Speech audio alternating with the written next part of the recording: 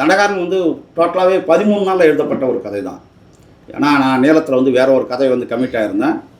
அந்த கதை வந்து ஷூட்டிங் போகிற நேரத்தில் அந்த படம் வந்து பெரிய பொருட்செலவு கொண்ட ஒரு படம். நம்ம எடுத்துக்கிட்ட ஹீரோக்கள் டேட்டு தள்ளி போகிறதுனால நான் வந்து உடனடியாக தண்டகாரன் பண்ண வேண்டிய ஒரு நெருக்கடி இருந்தது.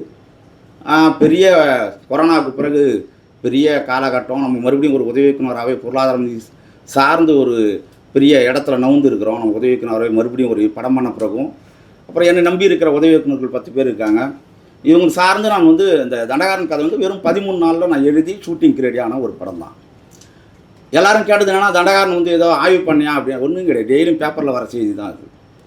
ஒவ்வொரு நாளும் அது வந்து நம்ம ஆனால் என்னன்னா நம்ம அதை வந்து கண்டுக்கிறது இல்லை, அதை வந்து நம்ம பார்க்குறதில்ல அப்படின்ற மாதிரி தான்.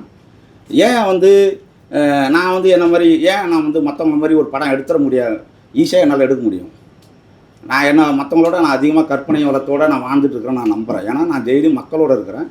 மக்கள் சார்ந்த நிறைய கதைகளை கேட்டுருக்குறோம், மக்களோடவே பேசிகிட்டு இருக்கிறோம். அப்படின்போது இப்போ டால்ஸ்டாய் சொன்ன மாதிரி தான், பணக்காரர்கள் எல்லாருக்கும் ஒரே மாதிரியான வாழ்க்கை, எளிய மனிதர்களுக்கு ஒவ்வொருவருக்கும் ஒரு கதை இருக்கும் அப்படின்னு அந்த நான் நம்புறதுனால எல்லாத்தையுமே நம்மளால் வந்து ஒரு கதையாக பண்ணிட முடியும். அப்போது தண்டகாரன் வந்து எழுதப்பட்ட காலத்திலேருந்தே இந்த படம் வந்து சென்சாரை நோக்கி தான் இருக்குது.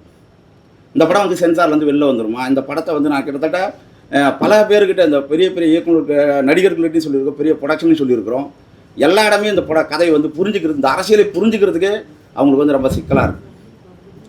அப்போது ஒரு மற்ற பதங்கள் எடுக்கிறதுக்கு ஒரு முன்னோடி இருக்குது. ஆனால் தண்டகாரன் மாதிரியான கதைகள் எடுக்குவதற்கு இந்தியா லெவல்லே யாருக்கும் ஒரு முன்னோடி படமே கிடையாது.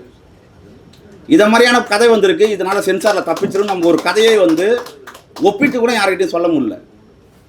சார் இது மாதிரி ஒரு கதை வந்திருக்கு சார், மராத்தியில் வந்திருக்கு, அங்கே வந்திருக்கு, அதனால் இந்த படம் வந்து சென்சார் வந்து தப்பிச்சிரும், நீங்கள் வந்து ஒரு 5 கோடி 10 கோடி போடலாம் அப்படின்னு சொல்கிறதுக்கு கூட ஒரு கதை கிடையாது.